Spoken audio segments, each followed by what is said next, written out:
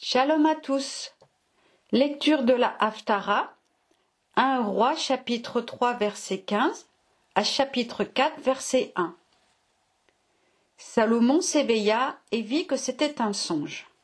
De retour à Yerushalayim, il se présenta devant l'arche d'alliance de l'Adonai, offrit des holocaustes et des sacrifices rémunérateurs et donna un festin à tous ses serviteurs. En ce temps-là, 2 femmes de mauvaise vie vinrent se présenter devant le roi. Et l'une de ces femmes dit : « Écoute-moi, Seigneur, moi et cette femme, nous habitons la même maison. J'y ai donné naissance à un enfant, étant avec elle. 3 jours après ma délivrance, cette femme a également accouché. Or, nous vivons ensemble, nul étranger n'habite avec nous la maison. Nous 2 seuls y demeurons. Pendant la nuit, l'enfant de cette femme est mort, parce qu'elle s'était couchée sur lui.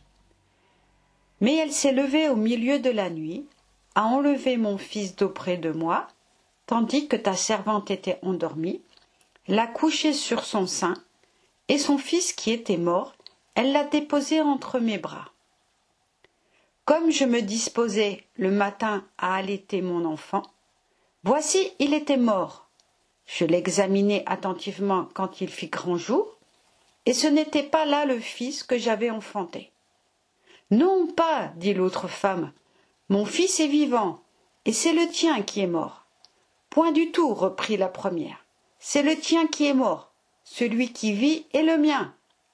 C'est ainsi qu'elles discutaient devant le roi. Le roi dit alors, l'une dit, cet enfant qui vit est le mien, et c'est le tien qui est mort. L'autre dit, non, c'est le tien qui est mort, celui qui vit est le mien. Le roi ajouta, apportez-moi un glaive. Et l'on présenta un glaive au roi.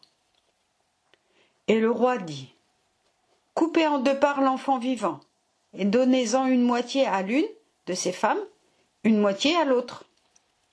La mère de l'enfant vivant, dont les entrailles étaient émues de pitié pour son fils, s'écria, parlons au roi, de grâce, Seigneur, qu'on lui donne l'enfant vivant, qu'on ne le fasse pas mourir. Mais l'autre disait, ni toi, ni moi ne l'aurons, coupez. Le roi reprit alors la parole et dit, donnez-lui l'enfant vivant, et gardez-vous de le faire mourir. Celle-ci est sa mère. Tout Israël eut connaissance du jugement que le roi avait rendu, et ils furent saisis de respect pour le roi, car ils comprirent qu'une sagesse divine l'inspirait dans l'exercice de la justice. Chapitre 4.